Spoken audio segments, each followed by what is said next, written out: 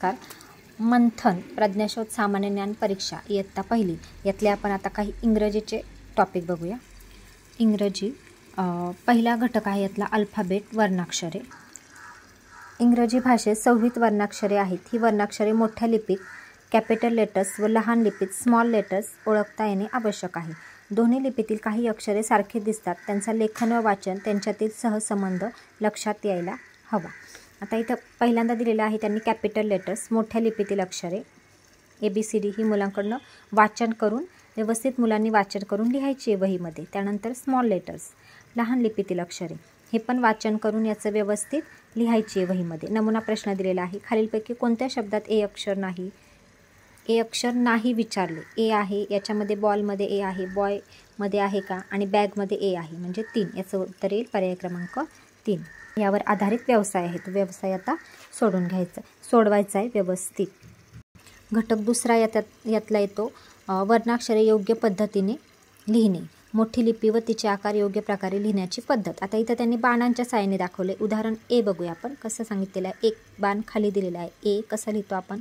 त्यानंतर बाण 2 नंबरचा खाली येतो 2 आणि मध्ये ओके. बी पण तसाच 1 2 3 अशा प्रकारे ही वर्णाक्षरे जो क्रम दिला आहे त्या क्रमानेच लिहायचे.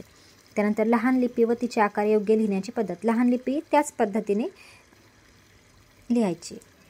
यावर आधारित नमुना प्रश्न आहे. खालीलपैकी कोणते अक्षर योग्य पद्धतीने लिहिली आहे? आता योग्य पद्धतीने आपण बीला अगोदर अशी वरती लाईन मारतो का? नाही, म्हणजे नाही. आर कोणत्या पद्धतीने लिहितो आपण? म्हणजे याचं उत्तर येईल पर्याय क्रमांक 2 आर. पीचं बघायचं आहे पुढचे पर्याय पण. आता पीला आपण अगोदर वरून खाली लाईन मारतो पण त्यांनी बाण वरती दाखवला आहे म्हणून हे चुकीचं आहे. चौथं काय आहे? आधी वरून खाली आपण बाण लाईन मारतो पण त्यांनी बाण वरती दाखवलं म्हणजे उलटी अशी रेष आपण मारतो का? नाही, म्हणून चुकीचं आहे. असा व्यवसाय दिलेला आहे. याच्यावर आधारित तो व्यवसाय सोडवायचा आहे. पुढचा तिसरा घटक आहे तो व्होकॅब्युलरी शब्दसंग्रह. या प्रश्नपत्रात पहिलीच्या पाठ्यपुस्तकात असलेल्या इंग्रजी शब्दांविषयी प्रश्न विचारले जातात. दिलेल्या सूचनेप्रमाणे परिचित ओळखणे तसेच फळे, भाज्या, प्राणी, पक्षी, वस्तू यांची चित्रे पाहून त्या शब्दांचे स्पेलिंग ओळखणे अपेक्षित आहे. काही परिचित इंग्रजी शब्द चित्रांसह दिले आहेत. म्हणजे हे पहिलीच्या पुस्तकातीलच इंग्रजीतले दिलेले आहेत त्यांनी इथं.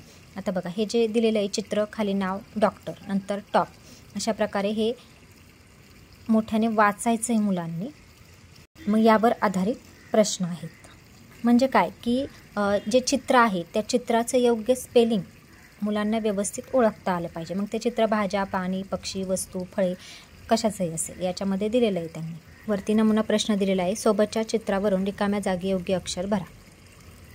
पतंग आहे काईट. मग काईटचं स्पेलिंग तर KITE म्हणजे आय. पर्याय क्रमांक 2 उत्तर येईल. 2 नंबरला त्यांनी रंगवलेलं आहे. आता व्यवसाय चित्र पहा व त्याचे नाव पर्यायातून शोधा. 1 मध्ये दिलेलं आहे बघा चित्र दिलेलं आहे. कशाचं चित्र आहे तर गेट. पर्याय क्रमांक 3. छत्री या शब्दासाठी इंग्रजी नाव छत्रीला आपण काय म्हणतो? अम्ब्रेला. पर्याय क्रमांक 4. अशा प्रकारे हा व्यवसाय मुलांनी सोडवायचा आहे. घटक 4 येतो क्रियापदाचा चित्रांशी संबंध जोडणे. मग या घटकाअंतर्गत विद्यार्थ्यांना दिलेल्या चित्राशी संबंधित शब्द ओळखता येणे अपेक्षित आहे. क्रियापदांचे चित्राशी परस्पर संबंध जोडणे तसेच चित्राचे वर्णन करणारा शब्द किंवा चित्रात दिलेली कृती दर्शवणारा शब्द हे या प्रकारच्या प्रश्नात ओळखता येणे आवश्यक आहे. म्हणजे काय की कोणती क्रिया चालली आहे त्यावर आधारित शब्द मुलांना सांगता आलं पाहिजे. आता इथं पहिलं आहे walk, run, skip, jump, hop, laugh, nod, clap, sing, sleep, to play, to catch, to brush, to bath, to dance, to kick. Sleep या क्रियावाचक शब्दाशी चित्र निवडा. स्लीप म्हणजे काय? झोपणे. मग स्लीपचं चित्र यामध्ये कुठे आहे? 4. पर्याय क्रमांक 4 म्हणून उत्तर येतं. पर्याय क्रमांक 4 रंगवलेलं आहे. यावर आधारित या चित्रांवर आधारित कृतीवर आधारित व्यवसाय आहे पुढे. त्याचं व्यवस्थित सांगता आलं पाहिजे मुलांना. दिलेले आहेत वरती क्रियापदाशी हे व्यवस्थित पाठ करणे सर्व मुलांनी. घटक 5 इंग्रजीतलाच येतो वस्तू व चित्रांची नावे सांगणे.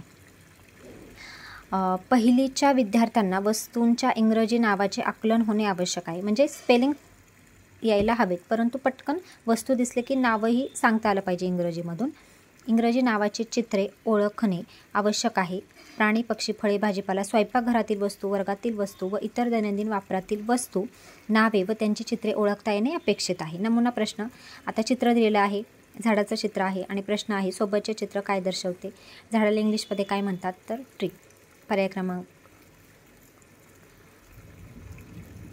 क्रमांक 2 उत्तर येतं. हे थ्री आहे पहिलं, त्यानंतर ट्री, नंतर होम, चौथं येतं फ्रूट. म्हणून इथं ट्रीचं स्पेलिंग पण व्यवस्थित आलं पाहिजे. आणि पर्याय क्रमांक 2 हे उत्तर आहे ट्री. TREE tree. पुढे यावर आधारित व्यवसाय आहे. आता पहिला प्रश्न आहे तर पुढील चित्र कोणत्या पक्षाचं आहे. पक्ष्यांची नावंही आली पाहिजेत. पर्याय क्रमांक 1 उत्तर येतं क्रो. दुसरा आहे सोबतच्या वस्तूला इंग्रजीत काय म्हणतात तर टिफिन. उत्तर येतं 4 टिफिन. अशा प्रकारे हा व्यवसाय वस्तू व चित्रांची नावे सांगणे यावर आधारित आहे. तो व्यवस्थित सोडवायचा आहे, पाठ करायचा आहे. धन्यवाद. व्हिडिओ आवडला असेल तर नक्की लाईक, शेअर आणि सबस्क्राईब करा.